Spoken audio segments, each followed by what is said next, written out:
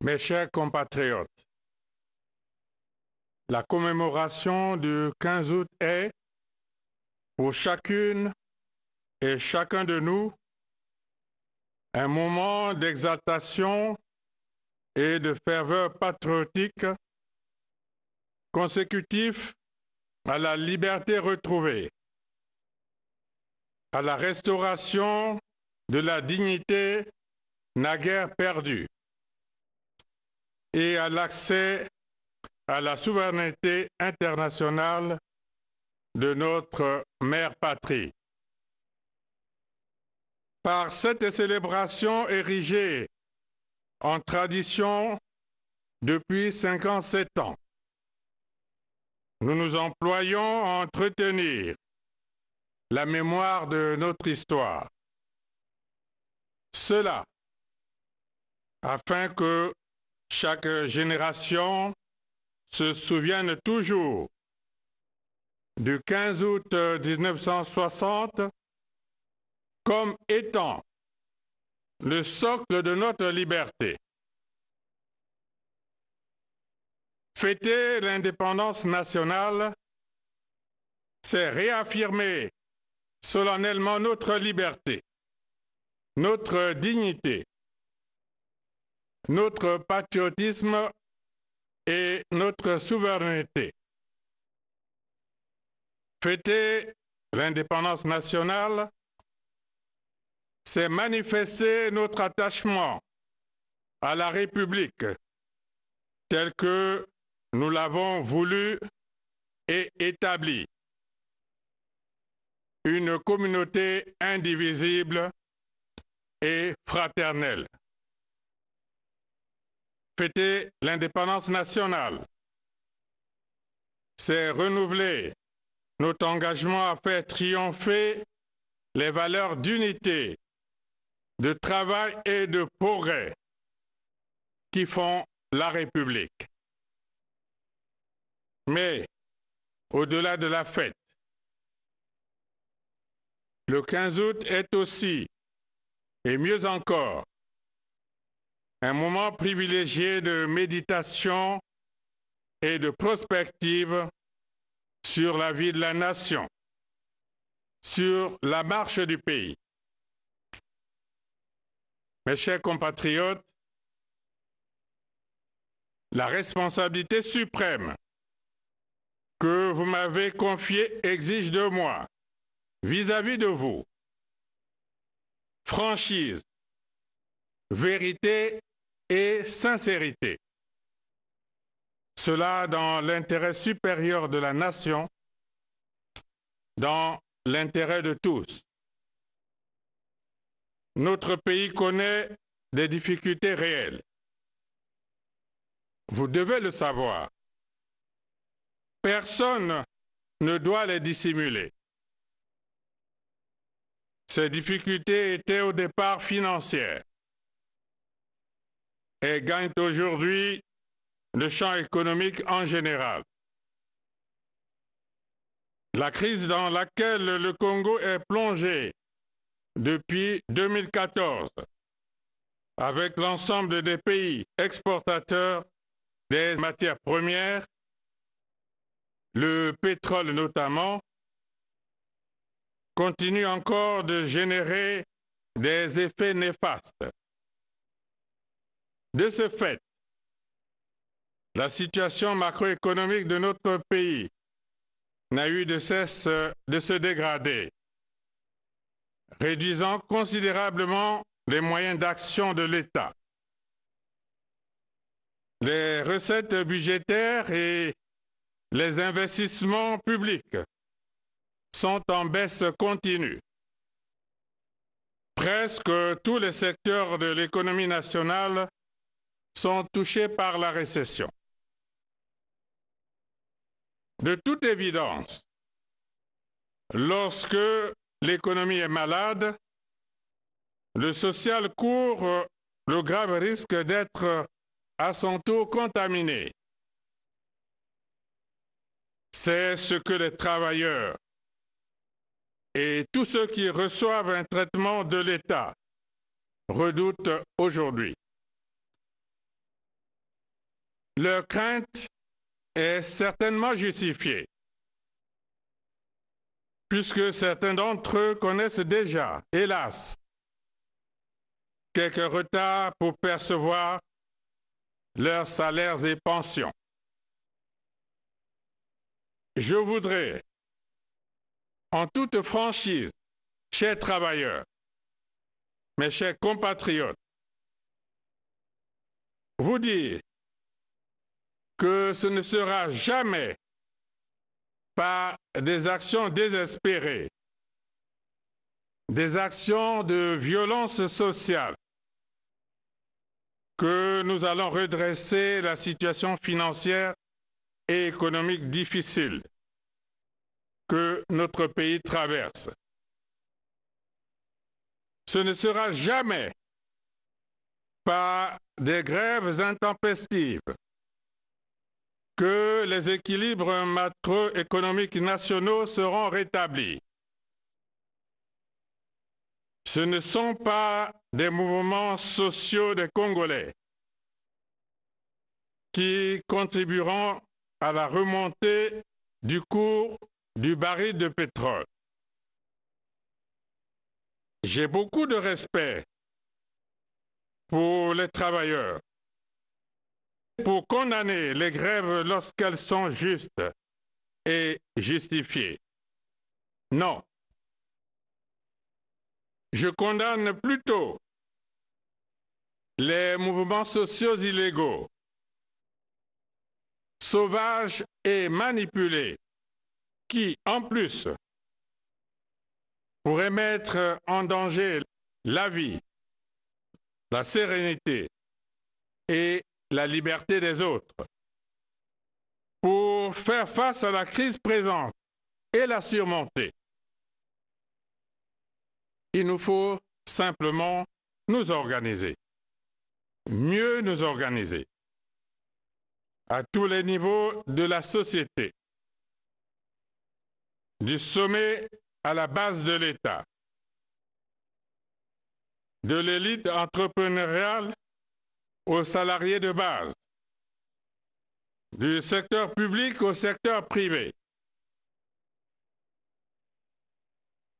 Il nous faut nous attaquer aux dysfonctionnements, aux faiblesses, à toutes les causes qui ont conduit à la rupture des équilibres fondamentaux de notre société.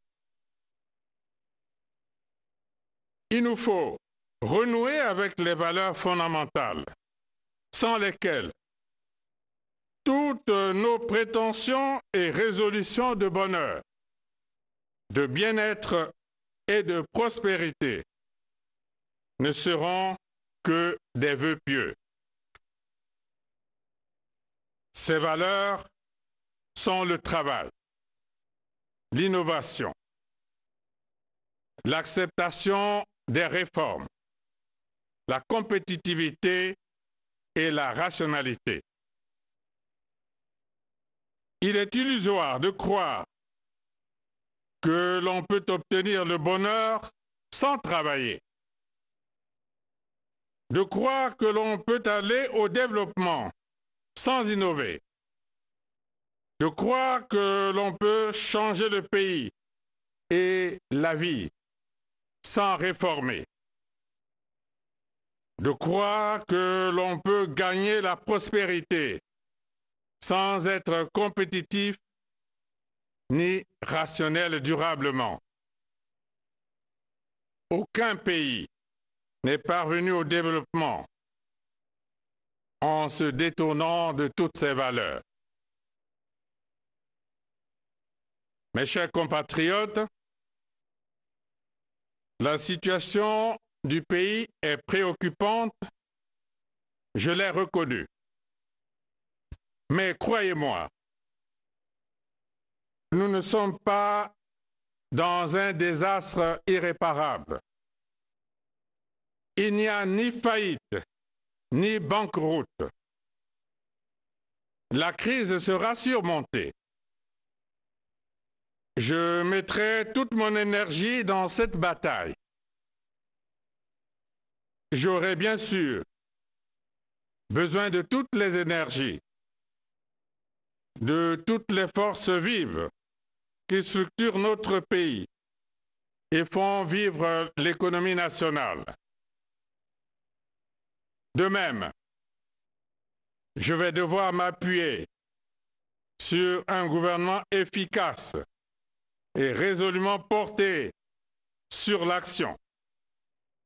Un gouvernement qui sera entièrement mobilisé pour mettre en œuvre des réformes hardies et des politiques appropriées afin de relancer la machine économique nationale, d'accélérer la sortie de crise et de mettre l'ensemble du pays en marche vers le développement.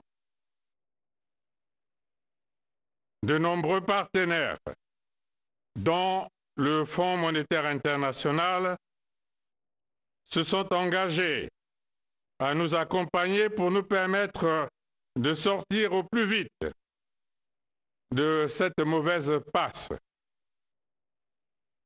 Comme les autres États de la CEMAC, nous avons résolu de négocier avec le Fonds monétaire international un programme visant à créer de nouvelles bases d'une croissance soutenue, durable et inclusive. Ce programme pourrait entrer en vigueur au cours du dernier trimestre de l'année en cours.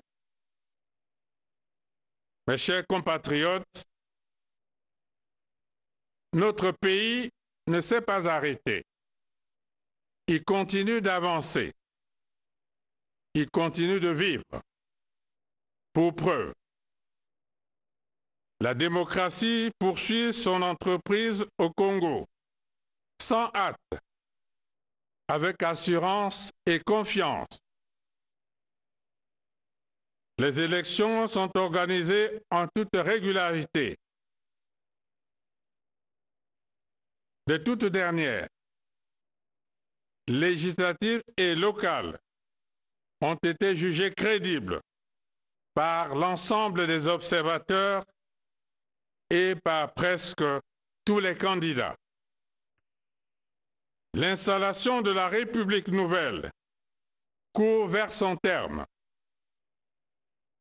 Après l'élection du président de la République, les députés, les conseillers départementaux et municipaux ont été élus. Les nouveaux sénateurs le seront bientôt.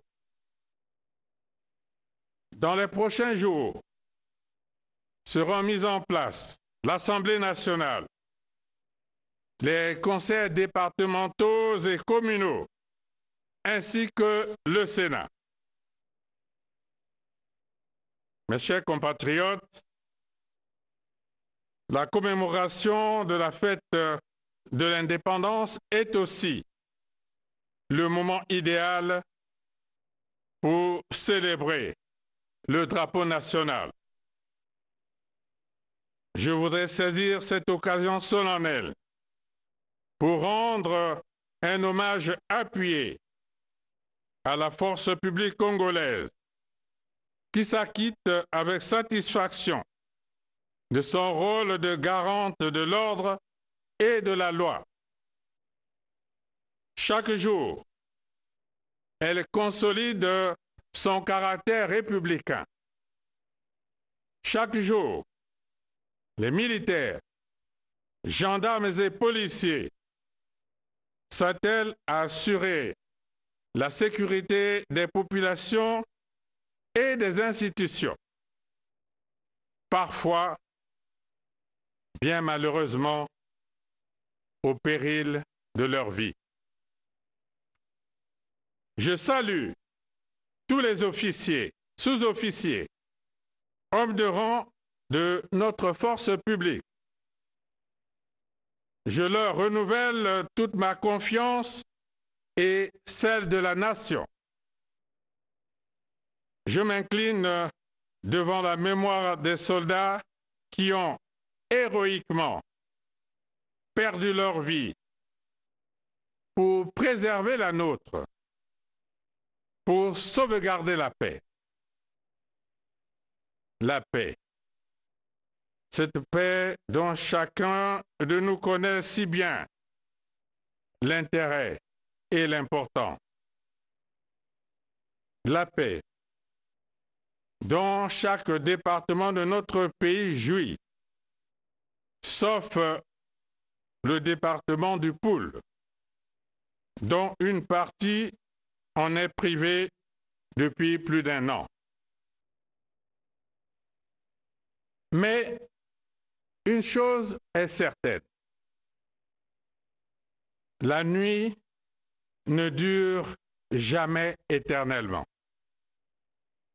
Le soleil finit toujours par se lever. Ce jour-là, dans la partie du Poul à présent obscurcie, sera le jour de clarté. J'en suis convaincu. Je vous demande à l'être avec moi. Dans l'ensemble des départements du Poul, la paix va assurément revenir. L'irresponsabilité d'un individu ne prendra jamais le dessus sur la raison de la nation, sur la sagesse du peuple. Encore une fois, je demande à M.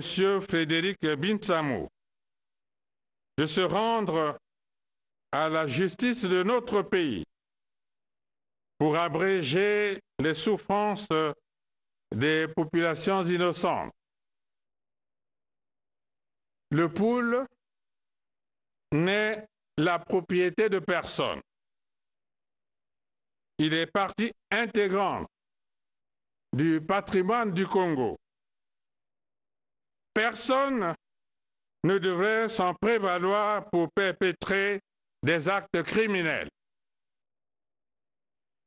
Quoi qu'il fasse, la justice passera bien un jour, sans doute.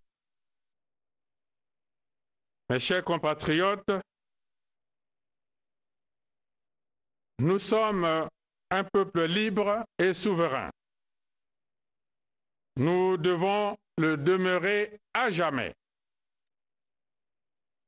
malgré les aléas de la vie, malgré les obstacles et les récifs qui jonchent notre marche vers le développement. Je vous invite tous, dans un élan de solidarité affirmé, à porter haut le flambeau de la liberté, afin que, par le travail, toujours le travail, nous parachevions le rêve sacré de nos aînés, notre indépendance. Notre destin est entre nos mains. Vive l'indépendance nationale, vive la République, vive le Congo.